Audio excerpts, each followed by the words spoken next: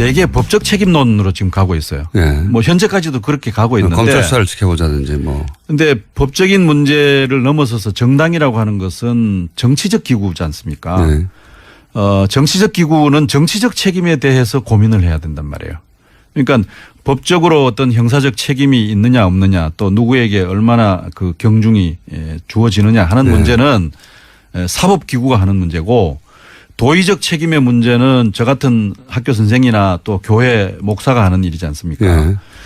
그런데 정당은 정치적 기구이기 때문에 법적 책임이나 도의적 책임을 넘어서서 정치적 책임 문제에 대해서 고민을 해야 되는데 그런 이제 문제에 대해서 굉장히 좀 소극적인 것 같아요. 그래서 뭐 꼬리 자르는 거 하는 거 아니냐 뭐 이런 의심도 거기서 오는 거죠. 그러니까 예를 들면 도대체 그 조작에 누가 가담했느냐라든지 또 뭐 누가 사전에 그 조작을 알았느냐 그 범위가 뭐라냐 하는 것은 사실 국민들 입장에서 보면 그리 중요하지 않아요. 그 사법부가 판단할 것이고. 네, 예. 국민들의 입장에 중요한 것은 그 조작적 증거를 선거운동 과정에 썼지 않습니까? 30번 이상. 예. 그러니까 썼으면은 그거는 국민의당의 책임이에요. 예. 전체 책임이에요. 그리고 궁극적으로는 선거 과정이라는 것은 후보가 예. 최고의 책임을 지는 위치에 있죠. 언제나 그렇죠. 예. 그러면 본인이 몰랐어도 책임지고 알았어도 책임지죠. 그렇습니다. 그래서 그런 것이 이제 정치적 책임이라는 얘기거든요.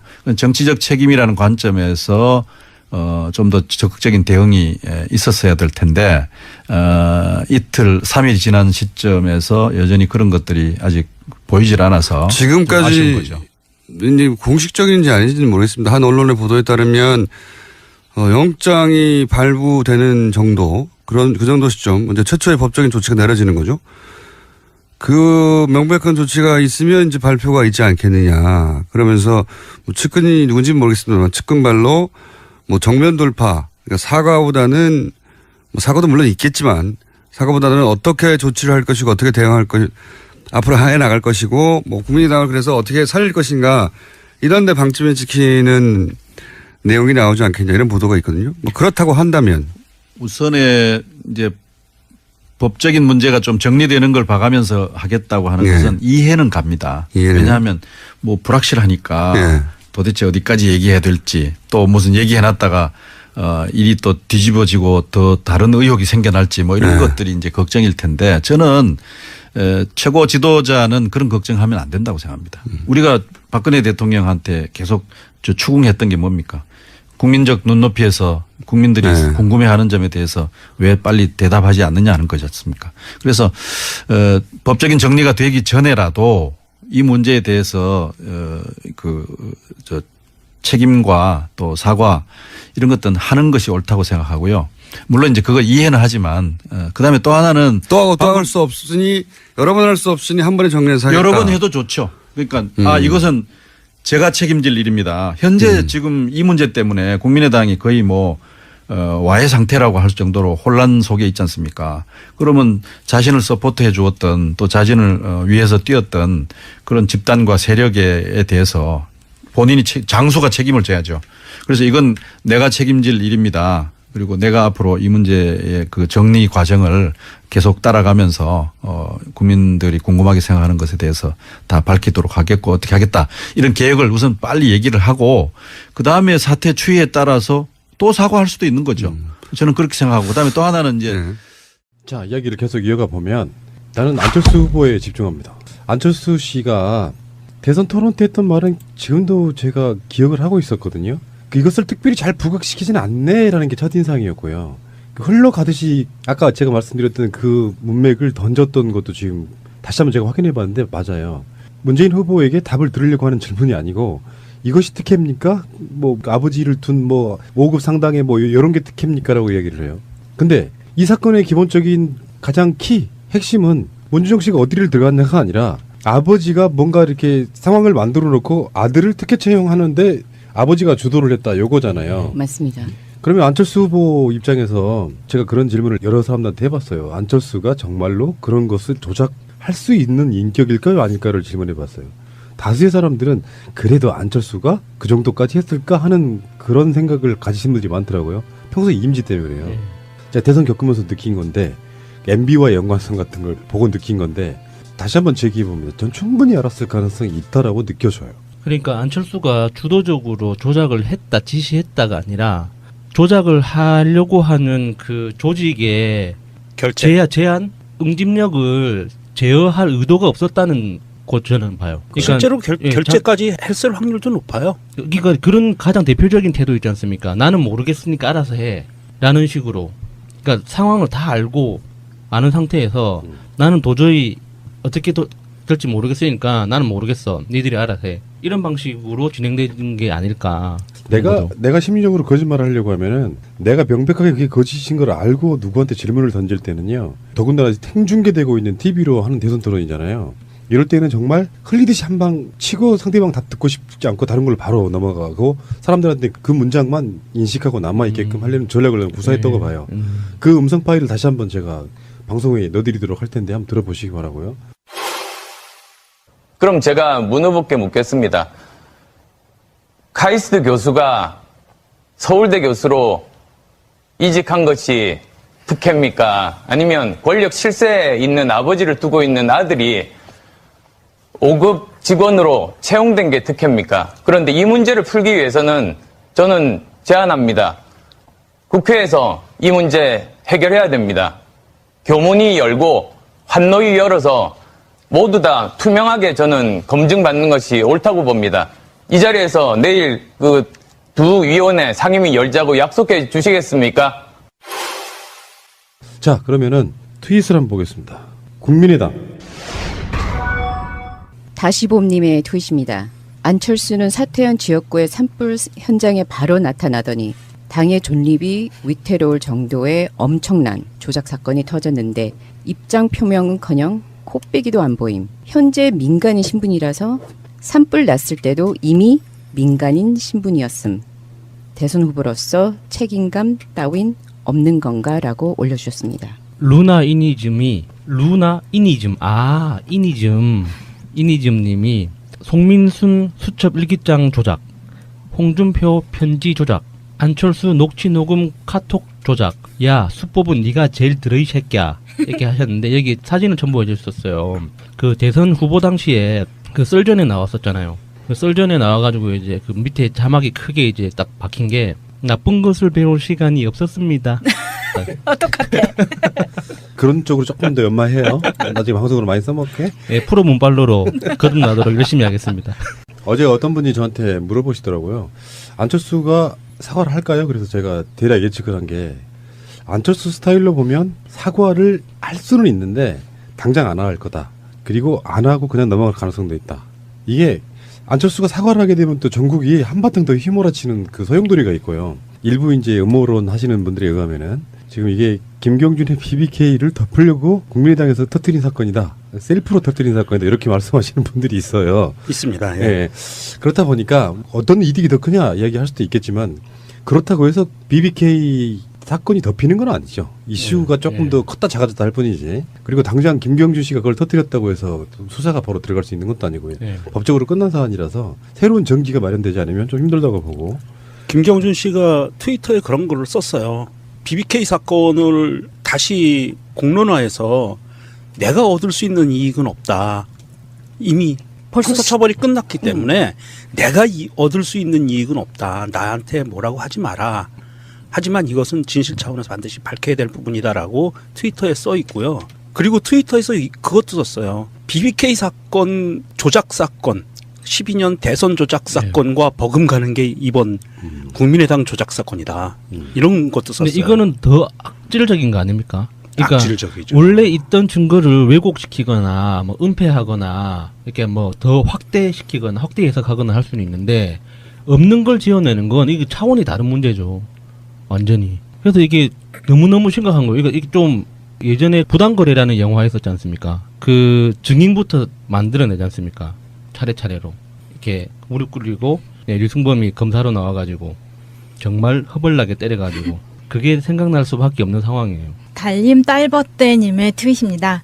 국민의당이 지금 이유미가 사회초년생이라고 개구라를 치는 중. 38살이다. 38살 때 박지원은 뉴욕 한인회장이었다. 38살 때 박주선은 광주지검 해남지청장이었다. 38살 때 주승령은 광역 의원이었다고. 이게 사회 초년병이야? 라고 말씀해 주셨는데요. 우리나라가 언제부터 이렇게 38살 여자에게 사회 초년생이라며 너그러운 마음을 베풀었었나요? 이유미 경력을 보니까요. 삼성그룹 들어가서 생활하다가 아마 결혼하고 직장을 그만둔 것 같아요. 그러다가 주부 생활을 하고 있다가 카이스트 대학원 들어가서 안철수 만나요. 어떤 그런 과정들이 있더라고요. 그래서 안철수의 제자로서 흔히 말해서 어제 이제 국민의당의 표현에 의하면 안철수 전 대표의 광팬이었다 이렇게 표현하는데 이거 좀 웃긴 것 같고, 이거 안철수의 엄청난 측근이고요. 안철수를 동행하면서 따라다니면서 선거운동도 했던 사람이에요. 그러면서 책까지 냈어요. 안철수 선거운동의 기록을. 네. 그 정도 사람이면 안철수의 어떤 당의 직책을 떠나서 안철수의 측근인 건 맞고요. 일단은 이준서 자체가 또 저도 기억나요. 대선 한참 진행되고 있을 때 안철수가 벤처 누구를 만나가지고 이 사람들과 뭔가를 한다 뭐 이런 식으로 이렇게 기사가 났는데 그 사진에 젊은 사람 두 사람이 나오죠. 그 중에 오른쪽에 있는 사람이 이준서였거든요. 예. 그러면서 이준서를 그 벤처 4차 산업혁명 이런 개념을 이미지를 주기 위해서 최고위원으로 올려요. 예. 임명직 최고위원. 그렇게 되면 이제 이준서와 이유미와 안철수의 관계 속에 그러니까 의기투합을 한번 해볼까? 안철수 보는 절대 모르게. 그래서 이용주 의원한테 거짓 정보를 갖다 바치는 있잖아요. 이 이유미 씨가 이력이 좀 특별한 사람이에요. 박근혜하고도 친했어요. 박근혜가 그 젊은 벤처 사업가들 그 모임에 있는데 가요. 그래서 박근혜가 가서 박근혜가 이렇게 가면은 누군가를 데리고 이렇게 같이 인터뷰를 하잖아요. 거기에서 박근혜 옆에 딱 붙어가지고 한참 동안을 얘기를 해요. 박근혜 페이스북 보세요. 지금도 이유미 사진이 같이 붙어 있습니다. 맞아요. 네. 그 노란색 옷 입고 음. 그 있는 퉁퉁한 모습에 그 있는데 이봐요. 이제 노란색 옷 안 입으세요. 입어야지. 아 노란색을 그 아니, 그게 아니라 당색으로 쓰시는 분들 죄송합니다. 난 퉁퉁한이라고 했어. 퉁퉁한 그것 때문에 지금 입으세요 한 거예요. 아 저도 퉁퉁해요. 뭐 어쩌라고. 문재인 대통령이 그 한마디 하실 거예요. 이따 방송 들어보세요. 네. 입으세요. 노문정서 공동체 적폐사장님의 트윗을 읽어드리겠습니다. 이유미 38세 두 아이 엄마, 여수 출신, 안철수 최측근, 여수갑의 총선 출마, 국민의당 대선 캠프 소속, 국민의당 청년 부위원장. 그런데 기레기들은 평당원, 사회초년생이라며 박근혜가 김하영 옹호하듯 같은 감성팔이 자극하고 있음. 그러네요, 진짜. 네. 당직자 인구가 당원은 엄청 나르잖아. 이게 항상 평당원이라고 나와요. 언론에서. 그리고 자기들도 그래요. 그러면서 국민의당에서는 뭐 이상한 것들을 지금 꼬리 자르기를 던져내고 있는데 그 아까 말씀하신 책 예. 안철수 그 책 뭐지 제목도 좀 그런데 그 책을 만드는데 이유미가 만드는데 안철수 측근에 있던 예. 다른 사람들은 다 반대를 했는데 이유미 혼자 독단적으로 만들었대요. 그러면서 꼬리 자르기를 해나가고 있어요. 그리고 이게 국민의당도 웃기고 언론들도 정말 짜증나고 꼴보기 싫은 게 사실 노무현 대통령이나 문재인 대통령하고 눈만 마주쳐도 친노다, 친문이다 이렇게 막 그룹 지어놓고 이렇게 몰아붙이는데 이유미 씨하고 이준서 씨는 핵심 측근이라고 봐도 무방하잖아요. 이게 실제 관계는 모르지만 근데도 그렇게 보이죠. 예, 그런데도 언론이나 국민의당에서는 그냥 당원, 일반 당원이라는 말로 계속 이렇게 자리시키려고. 제 화살은 안철수를 향해 가고 있는데 예. 안철수가 몰랐을 개연성도 있고 알았을 수도 있고 알았으면서도 계속 거울을 시켰을 가능성도 있고 심지어 공모했을 수도 있고 이거는 난 몰라요. 저는 어떤 결론을 내리지 않겠습니다. 근데 안철수 씨가 사과를 할 것이냐, 사과를 하기는 하겠죠. 근데 지금 현재 모든 시선이 안철수에게 모아져 있어요. 예. 어떻게 이야기할 것이냐, 이걸 정식 기자회견할 것이냐, 심지어는 안철수 쪽에서는 페이스북을 통해서 사과를 하는 것까지. 그런 거는 제가 봤을 때는 의미가 없어요. 사과가 아니야. 그렇다고 안철수가 지금 죄인처럼 나와가지고 기자회견 하기에는 자기들 스스로는 모양이 엄청 빠질 거예요. 근데 점점 그런 시간이 길어질수록 비난의 여론은 확실히 안철수를 향할 수밖에 없는 상태거든요. 그런데 이제 정청래 의원이 안철수의 사과문을 미리 한번 써봤더라고요. 예언을 또 했어요. 예. 네. 정청래와 더불어민주당님의 트윗입니다. 안철수의 입장 표명 예언. 안철수입니다. 저는 선거운동하느라 이런 일이 벌어졌는지 잘 몰랐습니다. 조작자를 잘 모릅니다. 정치가 이런 건지 실망입니다. 이건 새정치가 아닙니다. 구태입니다. 구태 정치는 추방해야 합니다. 당에서 잘 처리해야 합니다. 끝입니다. 양쪽에서 이렇게 성대모사를 제대로 그런데 제가 보기에는 저는 그렇게 또 예측을 하고 있어요. 안철수가 사과나 입장 표명에 대한 것을 하는 시기가 오늘 내일 이렇게 할 것 같지는 않고요.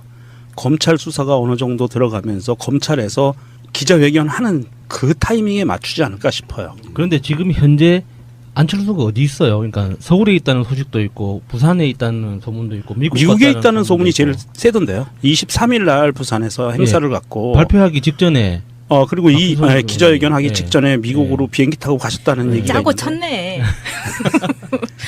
이분은 큰 이슈가 있으면 항상 미국을 가요. 아 부러워. 그 저 문재인 대통령 따라간 거 아니야? 아 그랬나? 내가 먼저 왔다 막 이러려고. 근데 그거 이런 거 있잖아요. 이게 이제 유체이탈 화법이라고 하는데 사실 정청래 의원이 그냥 쓴 글이 아니고 이런 방식으로 피해 왔어요. 자기 당내에 무슨 사건들이 일어나면은 내가 책임있다 이런 것보다는 구태다, 새 정치가 아니다, 실망이다. 그거를 선거운동 과정에 썼지 않습니까? 30번 이상. 예. 그러니까 썼으면은 그거는 국민의당의 책임이에요. 예. 전체 책임이에요. 그리고 궁극적으로는 선거 과정이란 것은 후보가 예. 최고의 책임을 지는 위치에 있죠. 언제나 그렇죠. 예. 그러면 본인이 몰랐어도 책임지고 알았어도 책임지고. 그렇습니다. 그래서 그런 것이 이제 정치적 책임이라는 얘기거든요. 정치적 책임이라는 관점에서 좀 더 적극적인 대응이 있었어야 될 텐데 이틀 3일 지난 시점에서 여전히 그런 것들이 아직 보이질 않아서 좀 아쉬운 지금까지 거죠.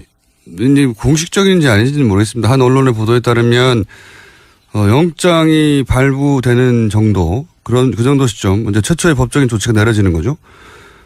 그 명백한 조치가 있으면 이제 발표가 있지 않겠느냐. 그러면서 뭐 측근이 누군지는 모르겠습니다만 측근발로 뭐 정면 돌파, 그러니까 사과보다는 뭐 사과도 물론 있겠지만 사과보다는 어떻게 조치를 할 것이고 어떻게 대응할 것, 앞으로 해 나갈 것이고 뭐 국민의당을 그래서 어떻게 살릴 것인가 이런 데 방침을 지키는 내용이 나오지 않겠냐 이런 보도가 있거든요. 뭐 그렇다.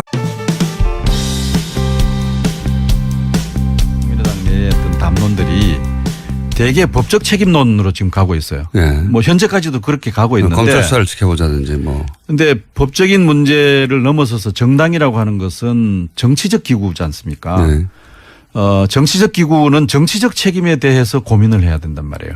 그러니까 법적으로 어떤 형사적 책임이 있느냐 없느냐 또 누구에게 얼마나 그 경중이 주어지느냐 하는 문제는 사법기구가 하는 문제고 도의적 책임의 문제는 저 같은 학교 선생이나 또 교회 목사가 하는 일이지 않습니까? 그런데 정당은 정치적 기구이기 때문에 법적 책임이나 도의적 책임을 넘어서서 정치적 책임 문제에 대해서 고민을 해야 되는데 그런 문제에 대해서 굉장히 좀 소극적인 것 같아요. 그래서 뭐 꼬리 자르는 거 하는 거 아니냐 뭐 이런 의심도 거기서 오는 거죠. 그러니까 예를 들면 도대체 그 조작에 누가 가담했느냐라든지 또 뭐 누가 사전에 그 조작을 알았느냐 그 범위가 뭐라냐 하는 것은 사실 국민들 입장에서 보면 그리 중요하지 않아요. 그 사법부가 판단할 것이고. 네, 국민들의 입장에 중요한 것은 그 조작적 증거 한다면 우선에 이제 법적인 문제가 좀 정리되는 걸 봐가면서 하겠다고 하는 것은 이해는 갑니다. 왜냐하면 뭐 불확실하니까 도대체 어디까지 얘기해야 될지 또 무슨 얘기해놨다가 일이 또 뒤집어지고 더 다른 의혹이 생겨날지 뭐 이런 것들이 이제 걱정일 텐데 저는 최고 지도자는 그런 걱정하면 안 된다고 생각합니다. 우리가 박근혜 대통령한테 계속 추궁했던 게 뭡니까? 국민적 눈높이에서 국민들이 궁금해하는 점에 대해서 왜 빨리 대답하지 않느냐 하는 거지 않습니까? 그래서 법적인 정리가 되기 전에라도